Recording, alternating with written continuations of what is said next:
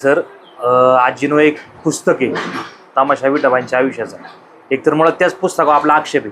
त्याचं कारण असं, ते पुस्तक जे लिहिलं गेलं तो माणूस आमच्याकडे एकदा दोनदा आला, पण असं ऐकून इकडून तिकडून माहिती घेऊन ते विठाबाईंचं चरित्र लिहिलं गेलं. पण त्याच्यावर काही बऱ्याचपैकी जवळजवळ 50% माहिती खोटी दिलेली. मग यांनी काय केलं, त्या पुस्तकाच्या आधारे नेऊन चित्रपट करायचं निर्माण केलं. नमस्कार. तमाशा जबरात मी स्वर्गीय विठाबाई नारायणगावकर यांच्या जीवनावर आधारित विठा हा चित्रपट ऑगस्टमध्ये रिलीज होतोय. तुम्ही सगळे त्यांचे कुटुंबीय आहात, त्यांचे चिरंजीव आहेत, त्यांचे नातू आहात, या सगळ्यांमध्ये आम्ही आज चर्चा करण्यासाठी तुमच्याकडे आलेलो आहे. तुमची पहिली प्रतिक्रिया काय आहे? प्रथमतः विठा नावाचा जो चित्रपट येतो 28 ऑगस्टला, लक्ष्मण उतेकर सर असतील, मॅटॉक कंपनी असेल, त्यांचे नारायणगावच्या वतीने कुटुंबाच्या वतीने खूप खूप आभार आहे. कारण की आज विठाबाई नारायणगावकर या लोककलावंतांवर बॉलिवूडचा चित्रपट निर्माण होते. आणि विठाबाई नारायणगावकरांनी केलेलं कार्य, सीमेवर जाऊन केलेला लोकनाट्याचा कार्यक्रम असेल, 1990 साली मिळालेलं राष्ट्रपती पदक असेल, अशा अनेक गोष्टींचा इतिहास त्या चित्रपटातून मांडण्यात येणार आहे. कुटुंबाच्या वतीने आम्ही त्यांचे आभार मानतो. हे सगळं करताना जे निर्माते आहेत त्यांच्याशी तुमची कधी भेट झाली का? ते इकडे तुमच्याकडे भेटायला आले होते का? काही चर्चा वगैरे झाल्या का? नाही, चर्चा वगैरे काय झालीच नाही. आम्हाला एक आठवड्यापूर्वी कळालं पिक्चर निघतोय म्हणून. आम्हाला आनंदच आहे पिक्चर आईबद्दल निघतोय, कारण तिचे ते कार्य मोठं केलेलं आहे तिने. पण आम्हाला न विचारता समज आता आमचा विरोध कोणता, तर ते इठा केले ना, ठीक आहे, ग्रामीण भागात इठावच म्हणत होतो मान्य. पण आता जनरेशन नवीन आलेले, विठा वाटलं, विठा नाव झालं ना तर समाधान वाटलं. माझा प्रश्न हा आहे की ज्यावेळी समजा विठाबाई स्वर्गीय विठाबाई नारायणगावकर असतील, त्यांच्या जीवनातील जे काही बारकावे आहेत, आता ते त्या चित्रपटातून ते दाखवणार आहे, हे सगळे बारकावे समजून घेताना तुमच्याशी काही चर्चा केली का? नाही, जे भेटलेच नाही ना. फक्त मला त्यातले म्हणजे सीन असं आहे की माझ्या जन्माचं सीन दाखवलं आहे त्यांनी, की शिखर शिंगणापूर सातारा जिल्ह्यात एकुलची सदुसष्टसाठी कार्यक्रम आमचा होता यात्रेनिमित्त. तिथं आईला प्रसूतीच्या कळा लागल्या, ती मागं आली स्टेज, म्हणजे सगळं इतिहास माहिती आहे सगळं. आणि जन्म मला दिला, तिच्या कोटी जन्म घेतला मी, खूप मला अभिमान आहे तिच्याबद्दल. आणि आज पिक्चर उतेकर साहेब काढतात, मला देखील त्यांच्याबद्दल अभिमान आहे, सगळ्या टीमबद्दल अभिमान आहे. की आम्हाला फक्त पहिल्यांदा पिक्चर दाखव ही आमची इच्छा आहे. चित्रपट रिलीज करण्या अगोदर तो तुमच्या कुटुंबियांना एकदा दाखवण्यात यावा. हो हो हो. नावाबद्दल तुमचा काय आक्षेप येतो? मुळात आहे ना सर, कुठलाही राज्यातील समजा एखादा कलाकार असेल, लोककलावंत असेल, तर त्याचं नाव आणि त्याच्या नावापुढं गावाचं नाव हे जर लागलं ना तर तो खरा लोककलावंत शोभून दिसतो. नाहीतर नुसतं जर नाव आलं तर ते कळत नाही नेमकं काय आहे. जर आमची मागणी काय होती त्यांना, जे इठा केलंय ना, समजा सब टायटल नारायणगावकर करा किंवा विठाबाई नारायणगावकर करा किंवा विठा नारायणगावकर करा, आपण असा 2-3 सूचना त्यांच्यापर्यंत पोहोचवल्यात. संपूर्ण देशभरात खरं याच नावाने हा, ते आमचं म्हणणं आहे. बाकी दुसरा चित्रपटाला काही विरोध वगैरे नाही. संपूर्ण महाराष्ट्र विठाबाई नारायणगावकर या नावानेच ओळखले. इठा ठीक आहे, आता तुम्ही पिक्चरला ते टायटल दिले त्याच्याबद्दल वाद. आणि जुन्या लोकांमध्ये इठा म्हणजे जुनी लोक, जे पूर्वीची लोक होते ना, त्या आईला इठा या नावानेच ओळखायची. आताचं जनरेशन तसं नाहीये ना. विठाबाई कोणी, इठा कोणी, ते आता त्या लोकांना माहित नाही, आताच्या तरुण पिढीला. आमची इच्छा आहे की बाबा विठाबाई नारायणगावकर किंवा विठा नारायणगावकर हे सब टायटल द्यावं पिक्चर. ते जर तुमच्या भेटीला आले नाही तर त्यांनी बारकावे, ती एक खंत आहे आम्हाला. काय झालं सर, आजीनो एक पुस्तक आहे तमाशा विठाबाईंच्या आयुष्याचा. एकतर मुळात त्याच पुस्तकावर आपला आक्षेप आहे. त्याचं कारण असं, ते पुस्तक जे लिहिलं गेलं तो माणूस आमच्याकडे एकदा दोनदा आला, पण असं ऐकून इकडून तिकडून माहिती घेऊन ते विठाबाईंचं चरित्र लिहिलं गेलं. पण त्याच्यावर काही बऱ्याचपैकी जवळजवळ 50% माहिती खोटी दिलेली.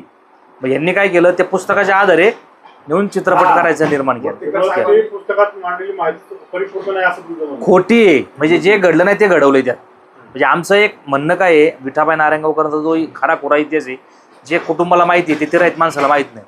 म्हणून आमच्या कुटुंबाच्या माध्यमातून जर ती माहिती केली असतं अजून त्याला बरं वेटेज आलं असतं. चित्रपटात कोणकोणत्या त्रुटी आहेत ज्या तुम्हाला जाणवल्या? चित्रपट पाहिल्यानंतरच कळलं. पाहिलंच नाही ना. रील फक्त ते पहिला ट्रेजर पाठवलं ना.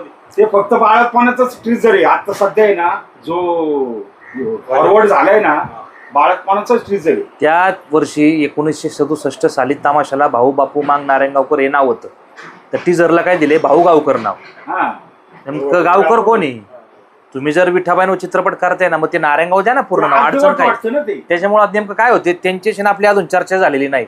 चर्चा झाल्यानंतर त्यातून नेमका मार्ग काय काढायचा किंवा आपण मागणी करतो ते नाव द्या. नारायणगाव असल्याशिवाय तो चित्रपटच पूर्ण होऊ शकत हा, नाही. गावाचं नाव हे लागलंच पाहिजे ना. विठाबाईंना म्हणजे आजींना गावाचा फार मोठा अभिमान होता. त्यांचं डॉक्युमेंटली नाव वेगळे, पण ते विठाबाई नारायणगावकरच लावायचे. तर आजही राष्ट्रपती पुरस्कार आहे बघा तिथे, त्याच्यावर बी विठाबाई नारायणगावकरच नाव आहे. पण त्यांनी तुमच्याशी संपर्क साधन आहे, तुम्ही त्यांच्याशी काही संपर्क साधायचा प्रयत्न केलाय का? हो, मी केला आहे. 2-3 दिवसापूर्वी त्यांना मेल टाकलाय. साधारणतः 2-3 तारखेपर्यंत संपर्क होऊ शकतो असं एकंदरीत दिसतंय. आता समजा भेट झाली तर तुमच्या प्रमुख मागण्या काय असणार कुटुंबियांच्या वतीने? नाही, कुटुंबीय वतीने तर आम्हाला रिलीज व्हायच्या अगोदर चित्रपट पूर्ण दाखवला जावा आणि जे विठा नाव आहे ते विठाबाई नारायणगावकर किंवा विठा नारायणगावकर करावं. जर त्या पुस्तकाच्या आधारे तो चित्रपट बनवलाय असं तुम्ही म्हणताय, मग ते त्या पुस्तकावर तुमचं अभिक्षण हो. आहे, याची माहिती. हो, याचा अर्थ असा की त्या चित्रपटात देखील काही जी दृष्ट असणार ती ते देखील चुकीचे असणार. चुकीची असणार. बरोबर बरोबर. जर ती चुकीची असली आणि ते तुमच्या निदर्शनास आलं तर भविष्यात तुमची भूमिका काय असणार? नाही, ते काढून टाकायला होणार सर आम्ही. जर कारण ते कसं आहे, आता आमच्या पुढच्या पिढीला जर त्रासदायक होत असेल किंवा गावाला त्रासदायक होत असेल, शेवटी आज समाज म्हणून आपल्याला वावरायचे. त्या लोकांनाही सीट बसून पुणे मुंबईत बसून तमाशा नाही कळणार. तमाशा कळायचा असेल, तमाशावर कामकाज करायचं असेल तर नारायणगावलाच यावं लागेल. आमच्या कुटुंबाची जर नाचक्की होत असेल तर अगोदरच त्यांना थांबवलं पाहिजे ना. कोणता पण सेलिब्रिटी असेल ना, तो काय दुसऱ्या तांदळासारखं नसतो. कुणी असू द्या, मला नाव काय कोणाची घ्यायची नाही. दुसऱ्या तांदळासारखं नसतो. काही ना काही एखादी खोड त्याच्यात असती. मग तुम्ही ते पिक्चरमध्ये दाखवता का? नाही दाखवत. तसं जर ह्यांनी जर त्या पिक्चरमध्ये दाखवलं असेल तर चुकीच्या गोष्टी जायला नको, हा आमचा येतो, दुसरा काही विषय नाही. समाजापर्यंत जायला नको. चित्रपटाला विरोध नाही, चित्रपटाला 100% स्वागतच करू. उलट आम्ही त्यांना निमंत्रण दिले, तुम्ही नारायणगावतून प्रीमियर शो करा. तुम्हाला नारायणगाव त्या विठाबाईंचं गाव पहा, हे गाव पहा, गावचा आदर सत्कार घ्या. आपण त्यांच्यापर्यंत ही बातमी कळवलेली. आता अजून त्यांचं घर पहा. मुळात ज्या मातीमध्ये विठाबाई घडल्या किंवा जिथून त्या महाराष्ट्रावर देशभर गेल्या, त्या नारायणगावमध्ये जर ते निर्माते आले नाही मग तो चित्रपट परिपूर्ण कसा होऊ शकतो? नाही, आमचं म्हणणं तेच आहे ना सर. तेच म्हणणं आहे ना. आमचं वेगळं काय म्हणणं नाही. आम्हाला म्हणायचंही तेच. तुम्हाला जर विठाबाईंवर चित्रपट करायचा असेल ना, तर आज विठाबाईंचं कुटुंब पूर्ण आहे. जे विठाबाईंच्या कुटुंबियाला जे तिचा स्वभाव माहिती आहे, ती नाचायची कशी, गायची कशी, उभी राहायची कशी, हे जे कुटुंबाला माहिती ते बाकीच्यांना पुस्तकात नाही कळणार. तुम्हाला पुस्तकात तुम्ही ते पुस्तक लिहिलेलं आहे ना, ते फार हा युगिराज बागुल कोण? विठाबाई नाही, आमचा नात्यातला ना गोत्यातला ना जातीचा नाही. हा कोण? विठाबाईला विचारून तुम्ही ते उत्तेकर साहेबांनी त्याला विचारूनच मला पण असं कळतंय की उत्तेकर साहेबांनी आहे ना फक्त योगराज बागुलच्या पुस्तकाच्या आधारे जर चित्रपट बनवत असेल ती चुकीचं आहे. आमच्या कुटुंबाशी त्यांनी संपर्क साधायला हवा होता, आम्हाला विचारात घ्यायला हवं होतं. आमच्याशी संपर्क साधून त्यांनी जर आमच्याकडून माहिती घेतली असती अजूनही पिक्चरला वेटेज आला असतं. मुळात विठाबाईंच्या मुलांचे असतील, नातवंडांचे असतील, मुलींचे असतील, एवढे मोठे समाजाचे फड आहेत, त्या सगळ्या फडावर एकदाही आले नाही. कधीच नाही. कधीच नाही आले. आणि मग ऍक्च्युली आता आमचा सीझन चालू होता आणि आमचा सीझन चालू असतानाच या चित्रपटाची शूटिंग चालू होती. मला एकदा आमचे कार्यक्रम चालू असताना आम्हाला कार्यक्रम सोडून जाता येत नव्हतं ना. तुम्हाला वेळ देता आला? हो, वेळ देता आला नाही. बरं का सर, मला त्यांचा एकदा फोन आला होता व्हॉट्सअप कॉल. तर त्यांनी मला हे सांगितलं, मी त्यांना निदर्शनात आणून दिलं. म्हटलं सर, तुम्ही जो योगराज बागुलांवर चित्रपट करताय, मुळात त्याच्यावरच आमचा कुटुंबाचा आक्षेप आहे. नाही म्हटलं, ते मी फक्त त्या पुस्तकाला प्रेरित होऊन विठाबाई मला उभी करायची. म्हणजे जे काय असेल ते मला ते पॉझिटिव्ह दाखवायचे. ठीक आहे, आता ते म्हणले म्हणून केलं असेल नाही. शेवटी आम्हाला ते पाहावं लागेल नेमकं काय केले ते. त्याच्यानंतर आम्ही संपर्क साधतोय त्यांचा, पाहूया आता कधी संपर्क होतोय. कधी प्रत्युत्तर येतच नव्हतं तिकडनं आम्हाला. मुलगा खूप प्रयत्न करतो, पण आज पुन्हा आता 1 आठवडा झाला, 1-2 आठवडे झाले एक ट्रेजर निघून.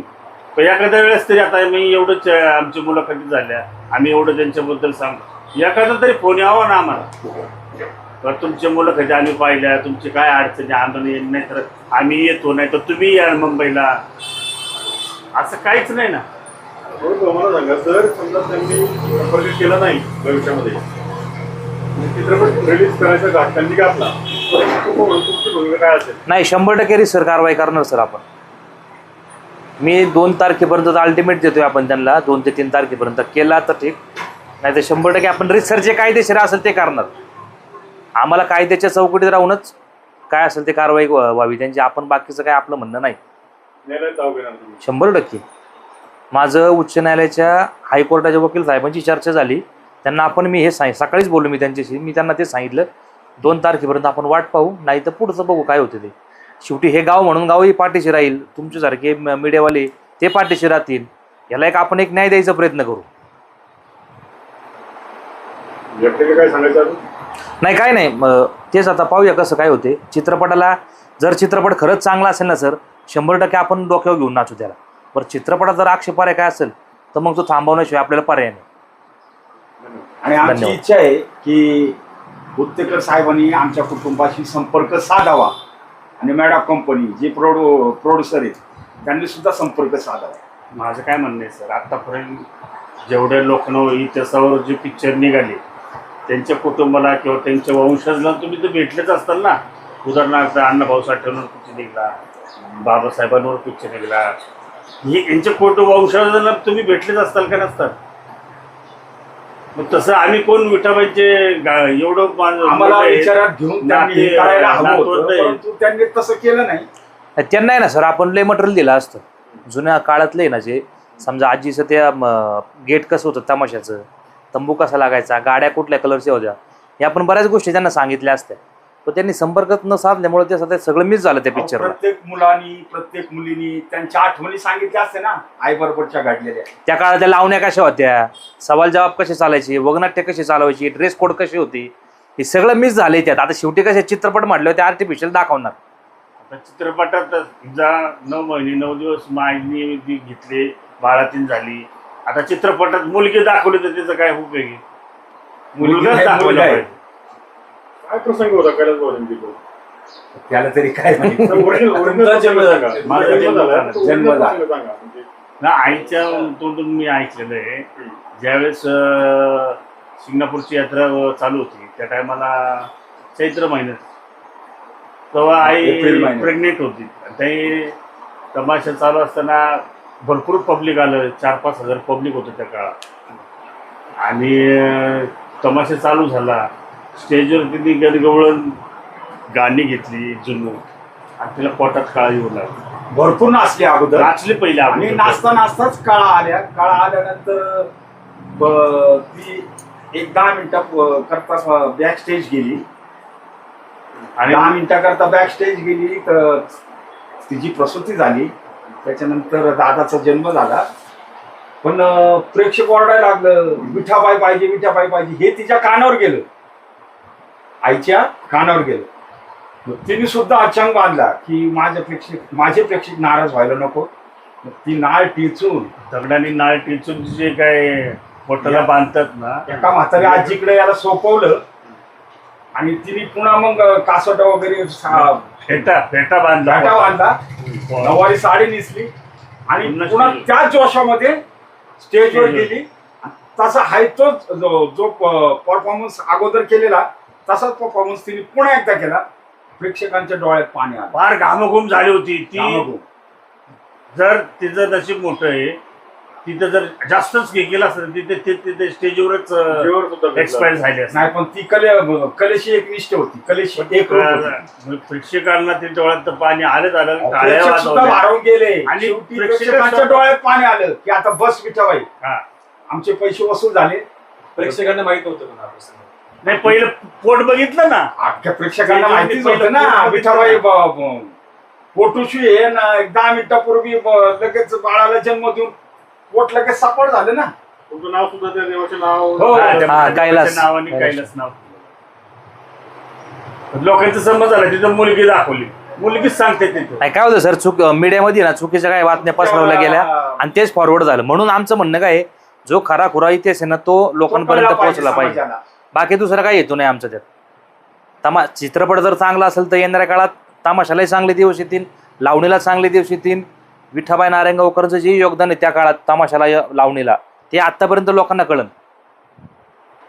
माझ्या आईला पूर्वी ना खेड्यापाड्यांनी लेडीज तमाशाला येत नव्हती. इकडं सातारा जिल्हा, सांगली जिल्हा, कोल्हापूर जिल्हा तर लेडीजला तमाशा बघायची मुभा नव्हती त्या टायमाला. आता ही विठाबाईचं जे गावगाव असं झाला की प्रत्येक कार्यक्रमाला हाऊसफुल लेडीज विठाबाई कोण आहे? लागलं किंवा ही विठाबाई अशाच्या महिला म्हणायच्या. मग दिवसा 4 आणि 8 तिकीट देऊन विठाबाईला बघायला यायची. दिवसा म्हणजे त्या भागातल्या महिला, सातारा, सांगली, कोल्हापूर. तमाशा बघता येत नाही ना त्यांना, म्हणून ते आमच्याकडे 50 पैसे घ्या पण आम्हाला विठाबाईला विठाबाईंना दाखवा. बघू द्या. आता त्या टायमाचे 50 पैसे म्हणजे लय झाले. भारत पाकिस्तान सीमेवर देखील तमाशा केला होता काय नेपाळ आहे. हा. नेफा आघाडीला कार्यक्रम 62 नंतर इकडं बांगोळ्यांचे तोफांचे आवाजन इकडे कार्यक्रम चालू होता.